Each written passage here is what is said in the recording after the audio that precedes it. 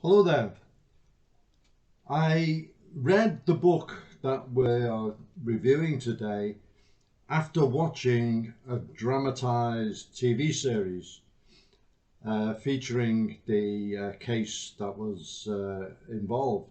And this TV series, Manhunt, starred Martin Clunes in the role as the senior officer Colin Sutton. And it was very, very well done. It was a very high profile case. Had been in all the news a couple of years previously, and I really enjoyed it. And then at the end of the episode, it referenced the book it was based on. Anyway, I got the book, and that's what we're going to talk about. And the book goes into more detail than the TV series. And it covers some of the early cases in the career of Colin Sutton. But then it features the case, or really series of cases, that really were the absolute crescendo of his career. So it really starts with an attack on a young French girl, Amélie, who is working over here in the UK, and she is brutally murdered in a small park or a green. And it's a blitz attack, head injuries, but no apparent motive. And it very quickly becomes apparent that it can be linked to other similar types of attacks, some of which were fatal, some not. So one of the non-fatal attacks did lead to quite significant evidence. So the book details the massive CCTV trawl, countless thousands of hours of TV looked at, painstaking work, not glamorous in the least, but what is essential to get results.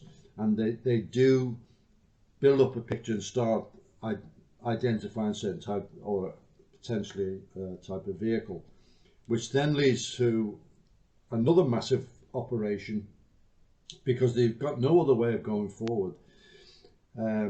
No real forensic evidence, etc.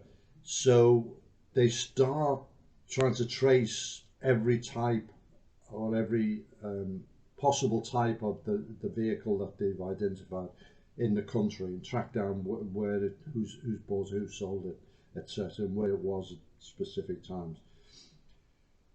But while they're engaged in that, they do have a breakthrough, and it leads them in the direction of a character called Levi Belfield, and his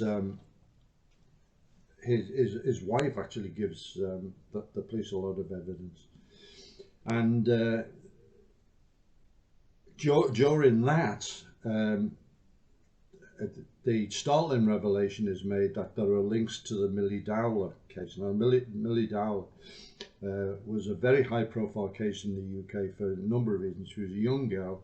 She was, first of all, she disappeared, and it was thought she was still alive because a national newspaper had tapped her voicemail and had reset it so it looked like she was receiving messages, and it gave the parents false hope. So it was a terrible thing, and that's just one of the reasons why it was quite high profile.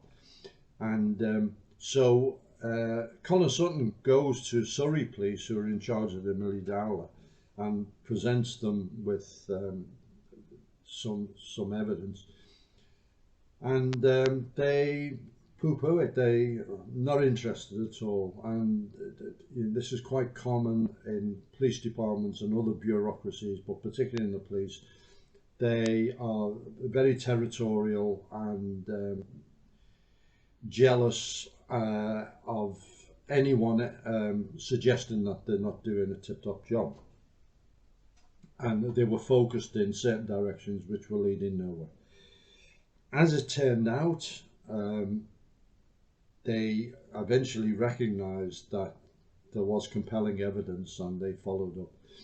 So meanwhile, the Met, and this is being run by Colin Sutton's major incident unit at Barnes Police Station, and they're gearing up. They've got enough evidence, and they've been following Levi Belfield, who, amongst other things, has a car clamping job, and he's quite a violent character. He's worked as a doorman, and you know, he's quite a formidable character to arrest. So they're going to gear up to arrest him. Meanwhile, a bombshell is dropped on them that the News of the World has got wind of this, probably through a police leak, and they're going to splash the story that there's going to be an arrest. So they have to bring journalists into the fold in order for them to delay the story. So they arrest him and interrogate him and charge him, and then he's convicted, and then Surrey have a go at him and he's convicted for the Millie Dowler case as well. So as I say, it was very, very high profile, but one of the things that came up was there was quite a mistake made earlier in the case when CCTV had been acquired, and there was a mistake made over the time, and after midnight obviously the data's changed and the wrong tape was looked at. An officer had gone on leave and come back and all sorts of things happened, and when they finally good enough, the female officer admitted a mistake, brought it to the attention, and they looked at the relevant videotape, and there was a vehicle, a Previa van, and they couldn't get a license plate, but there was a distinctive mark on it, and that did help.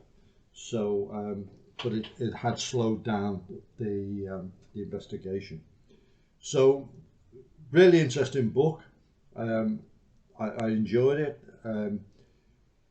It worked well with the TV series. It filled in some gaps, and I enjoyed both things. And I thought Martin Clunes had done a good job in portraying Colin Sutton. He comes through the book as being a painstaking police officer, and I've seen a documentary also where he talks about the case, and that's the impression he does give, that he's a no-nonsense and very thorough police officer, and you know, he got resolution to the case, which was great for the parents of Millie Dowler and Amelie and the other victims.